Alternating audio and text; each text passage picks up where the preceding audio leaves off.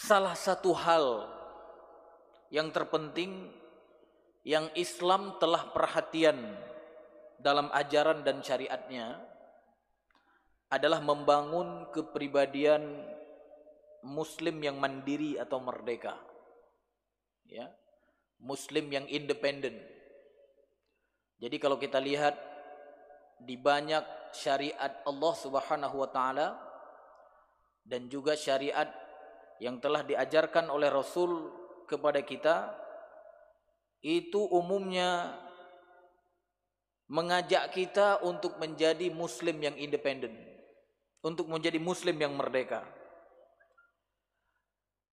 Kemerdekaan itu memungkinkan seseorang untuk tidak melebur kepribadiannya dalam kepribadian orang-orang yang menentangnya dalam agama, baik dalam keyakinan, ibadah, atau perilaku mereka.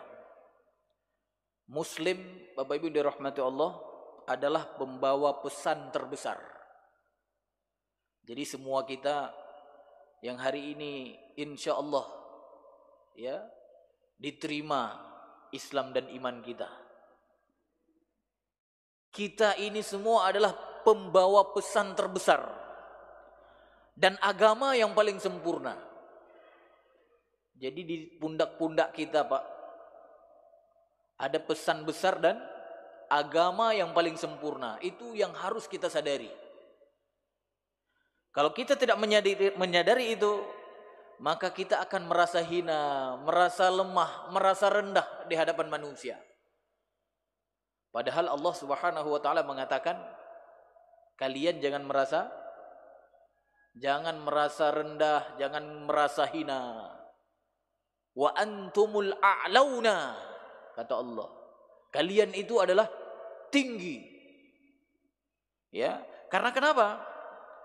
Karena pada kita ada pesan terbesar, risalah yang diemban oleh nabi-nabi yang diutus oleh Allah, ya, oleh rasul-rasul yang diutus oleh Allah. Di pundak kita ada agama yang paling benar.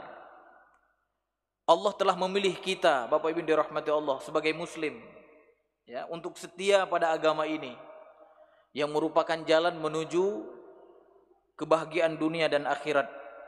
Maka sangat dituntut dari seorang muslim agar dia independen, agar dia merdeka sehingga bisa menyebarkan kebenaran yang ada padanya. Jadi kalau seorang muslim tidak lagi independen, Pak, dia tidak bisa menyebarkan kebenaran yang ada padanya. Makanya kalau hari ini kita lihat muslim yang sudah tidak punya identitas keimanannya, tidak punya identitas keislamannya, maka kebenaran yang ada padanya lebur, Pak, lebur.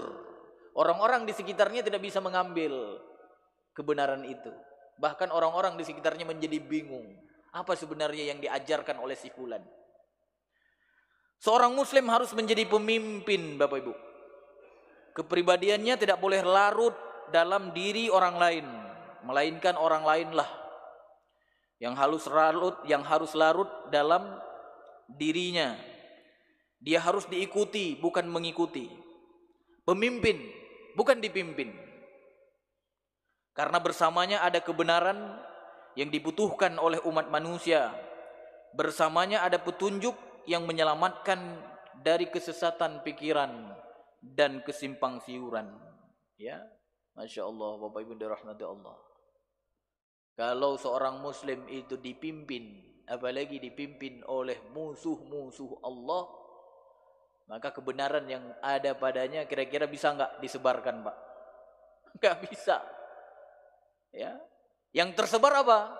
Ya pikiran-pikiran musuh itu. Kalau seorang muslim hanya bisa mengikuti, apakah dia bisa kemudian menyampaikan risalah yang ada padanya? Tidak. Dia akan menjadi pengikut orang-orang yang menentang Allah dan Rasulnya. Dan hari ini Bapak Ibu dirahmati Allah, kita melihat banyak muslim yang sudah tidak punya identitas.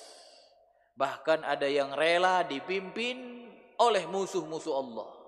Ada yang rela mengikuti orang-orang yang dimurkai oleh Allah. Kenapa?